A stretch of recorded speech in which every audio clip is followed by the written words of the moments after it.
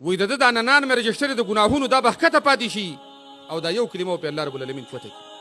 او رسول الله صلی الله علیه وسلم یو خوشخبري ورکړې ده، وایي سبحان الله والحمد لله تملأ الميزان. سبحان الله والحمد لله وایي د قیامت په ورځ باندې دا تلې ډکې د نیکونه تلې. لا اله الا الله. موسی علیه السلام وایي الله ته ویل چې ما ته وظیفه وښیه په ستانه دعاګانې به کومه. د بخاري حدیث دی ده چې ما ته داسې دعا وښیه چې ستانه پې زه دعاګانې غواړم او ته پرې راله دعاګانې قبلې. وایي الله ورته وفرمیل چې لا اله الا الله وایه.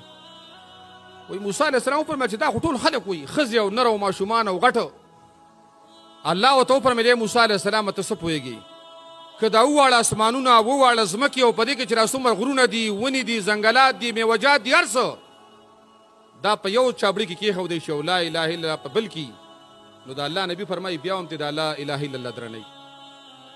د قیامت په ورځ باندې ننان مې رجسټر به د ګناهونو ډکې شوي، ننان مې چې یو رجسټر به د سترګو د نظر عمري او چې دا مؤمن راشي د ده څه به صرف دا کلمه چې لا اله الا الله یا اشهد ان لا اله الا الله واشهد ان محمدا عبده ورسوله.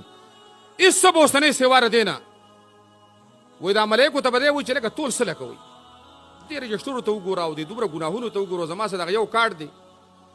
وایي دا ملایک به ورته وایي چې د عدل ورځ د طول به کېږي، خو چې کله طول شروع شي محمد رسول الله صلی الله علیه وسلم فرمایي وایي د ده دا ننان مې رجسټر د ګناهونو دا به ښکته پاتې شي او دا یو کلمه په الله رب العالمین فتح کړي.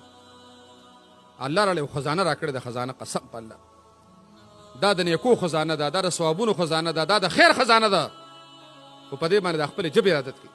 صحابه کرامو ته وزل الله نبي وفرمیل ویل دا ایمان زړیږي څنګه چې ستاسو دا جامې زړیږي، خپل ایمان نوی کوي. صحابه فرمایي د الله رسوله موږ ایمان څنګه نوی کړو؟ رسول الله صلی الله علیه وسلم وفرمیل اکثروا من قول لا اله الا الله. ایمان دا نوی کولی چې دا کلمه ډېره وایي.